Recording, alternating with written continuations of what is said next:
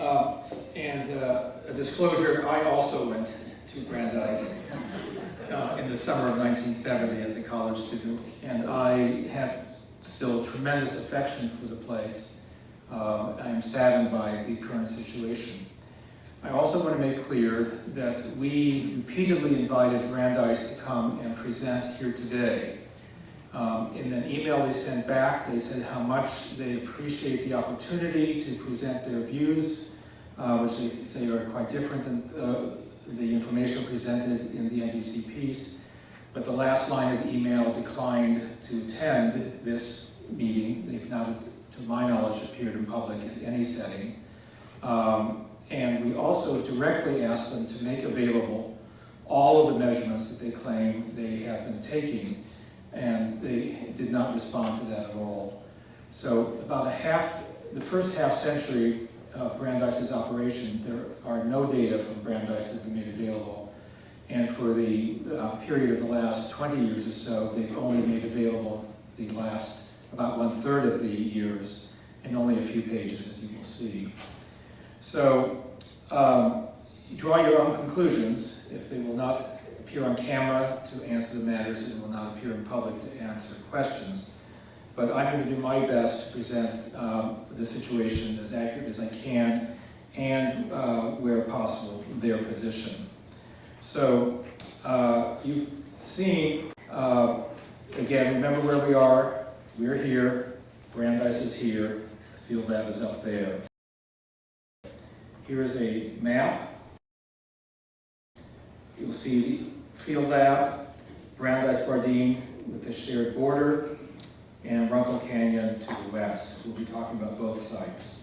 The field laboratory is divided into 4 operational areas.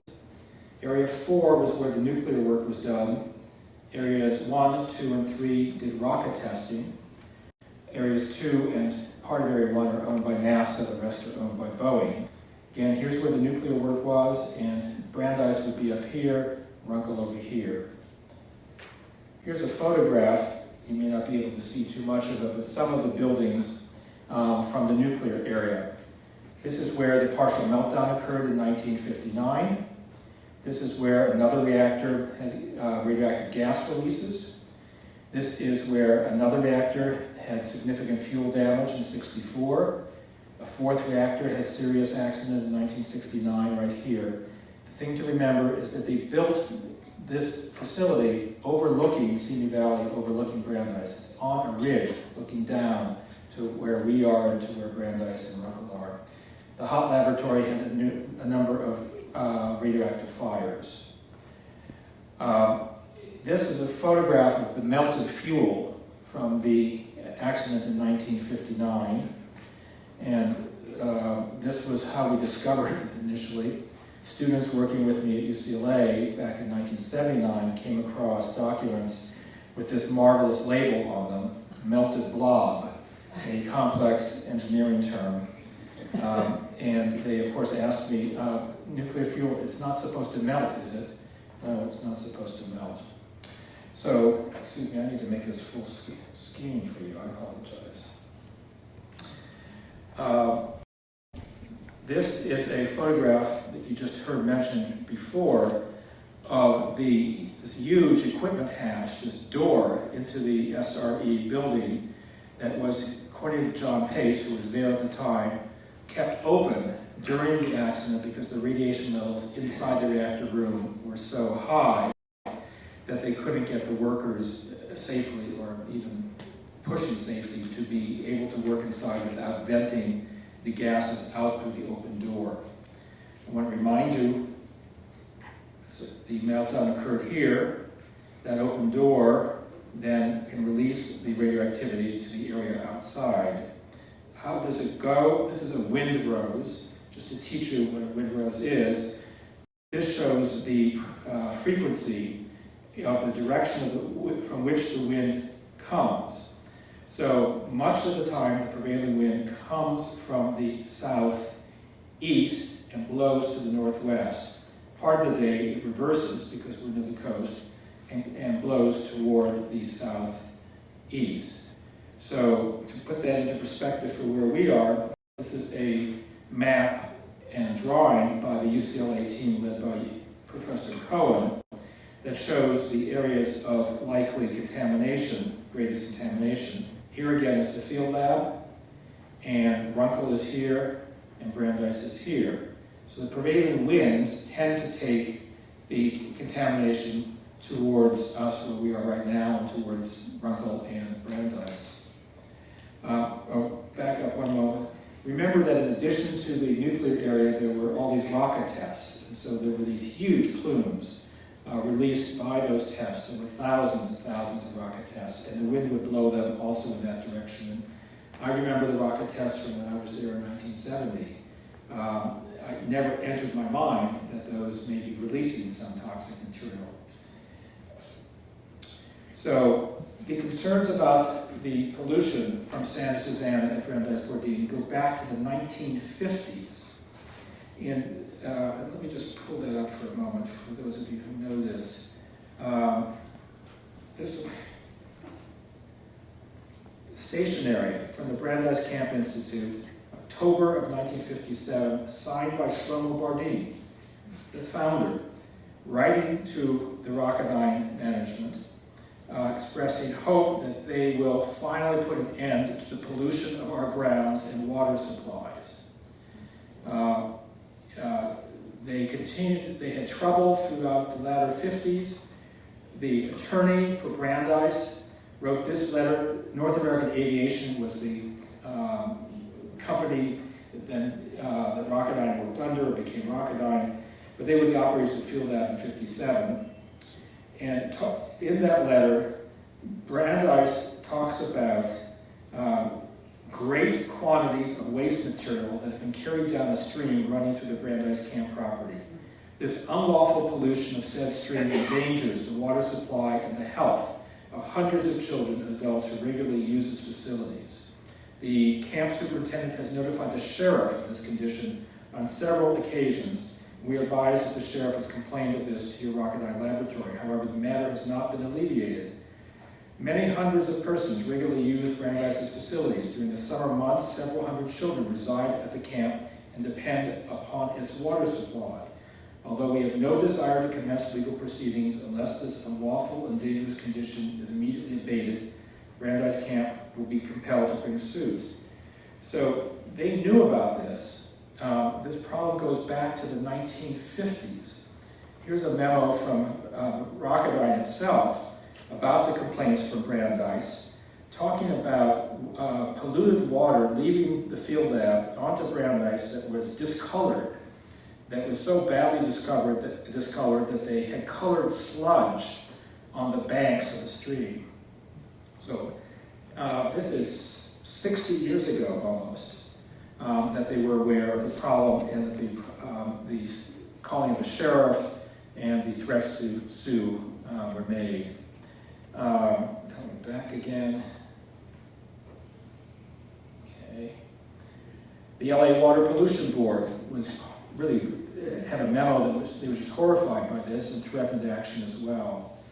So, jumping ahead from the 1950s, in the early 1990s, tritium, a radioactive isotope of hydrogen, and TCE, a very toxic hazardous chemical, were found in groundwater at Brandeis. That triggered a study of Brandeis conducted for Rocketdyne by a company called McLaren Hart under the supervision of Greg Dempsey, who we just lost and who we've just memorialized briefly. That study found elevated strontium-90, tritium, cesium-137, plutonium-238, and mercury in soil at Brandeis. That study and the other findings triggered Brandeis to sue Boeing, alleging that Santa Susana had contaminated Brandeis-Bardin Institute, alleging that hazardous materials from Santa Susana had seeped into the soil and groundwater of Brandeis, which is injurious to the environment. And as you've heard, the case was settled for several $1 million just prior to trial, and Boeing purchased a strip of some of the land. So remember once again, we're here, Runkle's here, Brandeis is here, Field Lab is here, prevailing winds bringing stuff this way, and any pollution from the site has a tendency to come down in these stormwater in these creeks. Dr. Yoram Cohen's team did a study that took roughly 5 years, and his team concluded that toxic emissions from Santa Susana within about 2 miles of the site were likely at levels in excess of EPA levels of concern. In other words, when you remember that windrows and those contours, the UCLA team found that the rocket tests and other emissions produced exposures off-site that were likely well in excess of EPA acceptable levels. In 2003, and I don't know if you can see this photo very clearly, any idea what this is? It's a bathtub, okay, and it's what is known as the bathtub well, for an obvious reason. It's an artesian well, meaning the water flows without having to pump it, just by underground pressure. That water flows into a bathtub. Any idea why there would be a bathtub well on Brandeis? Well, it was a cheap form of a cattle trough. This was a way of providing water to the cattle herd that Brandeis has had for decades and still apparently has. I need to remind you also that some of this land was owned by James Arness, the actor from Gunsmoke, and he had a house, raised crops and cattle, and then donated that land to Brandeis. So in 2003, the county of Ventura, testing this water, found perchlorate. Perchlorate is a very toxic solid rocket fuel component. It goes to the thyroid gland, disrupts the thyroid, it can produce developmental disorders in children and other kinds of problems by disrupting the thyroid. And the county of Ventura found 82 parts per billion. The state standard today is 6, and the state, just in the last year, has created a new public health goal based on new scientific data of 1. So the 82 is well above the maximum contaminant limit and well above the public health goal. In May of 2003, the Toxics Agency came and took additional measurements, and they found 140 and 150 parts per billion. Again, compare that to 6. And then a month later, they found it at 36 and 39 parts per billion. So it's troubling that perchlorate was found, and this is on a portion of the field lab that was not bought back by Boeing. And then the next one, the following year, Brandeis found roughly 15 parts per billion in milk from a cow from their dairy herd. That is 2.5 times the permissible level and 15 times the public health goal. Remember that the field lab is on the hill, and when it rains, that rain flows off the hill. Much of that rain flows through Brandeis. Boeing has a number of outfalls on top of the ridge where it measures occasionally the contamination level before it flows into Brandeis. And it has been cited by the Regional Water Quality Control Board numerous times for violating the pollution laws by releasing water into offsite areas at levels far in excess of the levels established by the Water Board. And you can see here, again, the field lab, area 4, 3, 2, 1, the buffer zone that they bought. Brandeis is here. You can see all of these streams that run off of the field lab into Brandeis.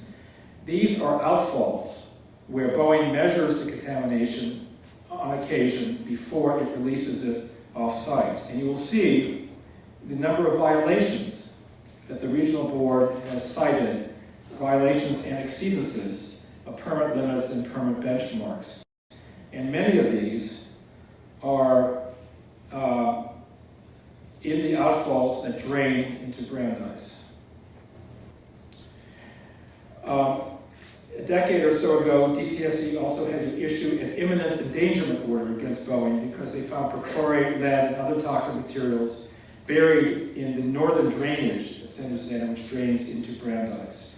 And they had to dig up a large amount of this contamination that had been illegally buried in, of all things, a drainage. The last place you want to put toxic waste is in a water course. So the American Jewish University and Brandeis-Bardin Institute say that they've done routine measurements since the early 90s and that everything is fine, but they have declined to release most of those years. And the reports that they have released are really trivial. Occasionally just a page, occasionally just 2 paragraphs, often the data not included, not sufficient to be able to draw a conclusion of safety. And we have asked, as I indicated, for them to release all those data, and they have declined. And I don't understand why. If the data demonstrate that everything's okay, you'd think they would be, renting airplanes and dumping those out, the window for us all to pick up. So the failure to release the data is troubling.